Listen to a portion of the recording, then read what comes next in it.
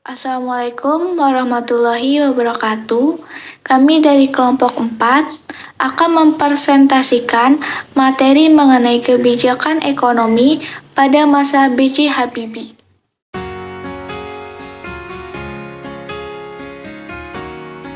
Kebijakan ekonomi pada masa pemerintahan B.J. Habibie dikenal sebagai masa transisi dari krisis ekonomi ke proses pemulihan. Pada masa ini, B.J. Habibie menerapkan reformasi kebijakan ekonomi di sejumlah sektor untuk memulihkan kepercayaan publik yang merosot akibat krisis ekonomi. Kebijakan reformasi ekonomi ada 4. Yang pertama, moneter. Mengendalikan jumlah uang yang beredar, menaikkan suku bunga sertifikat Bank Indonesia menjadi 70%, menerapkan bank sentral independen. Yang kedua, perbankan. Menerbitkan obligasi 650 triliun untuk menalangi perbankan. Menutupi 38 bank dan mengambil alih 7 bank. Yang ketiga, fiskal. Membatalkan sejumlah proyek infrastruktur, menghentikan perlakuan khusus bagi mobil nasional, membiayai program jaringan pengaman sosial. Yang keempat, korporasi. Merestrukturisasi utang swasta lewat skema Indonesia Debt Restructuring Agency dan Prakarsa Jakarta. Melarang praktik monopoli bagi Bulog dan Pertamina. Tujuan utama reformasi ekonomi. Tujuan utama reformasi ekonomi yang diterapkan oleh B.J. Habibie yaitu yang pertama, merestrukturasi dan memperkuat sektor keuangan serta perbankan. Yang kedua, memperkuat basis sektor real ekonomi. Yang ketiga, menyediakan jaringan pengaman sosial bagi pihak-pihak yang paling menderita akibat krisis. Upaya B.J. Habibie dalam mengatasi krisis ekonomi.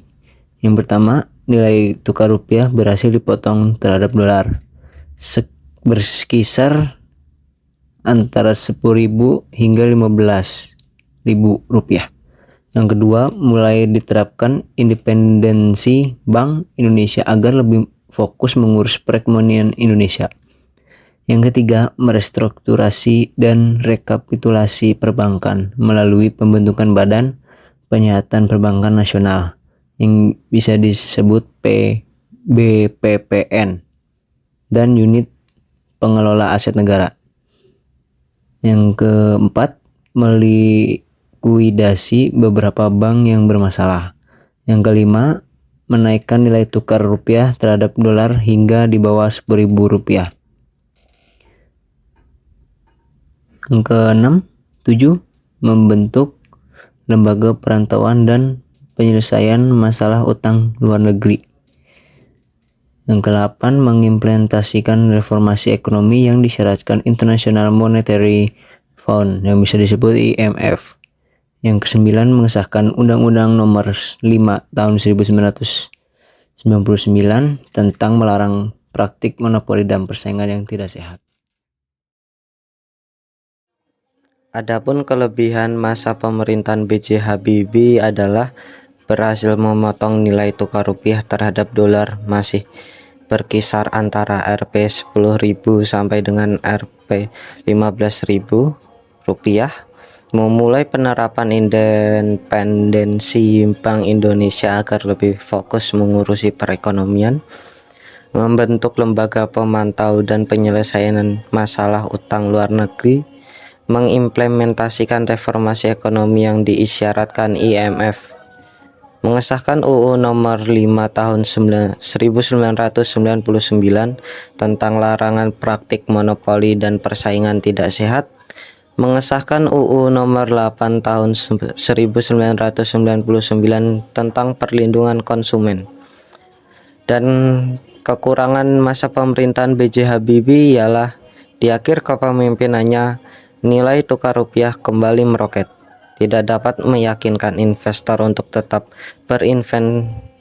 berinvestasi di Indonesia, dan terakhir kebijakan yang dilakukan tidak dapat memulihkan Indonesia dan krisis.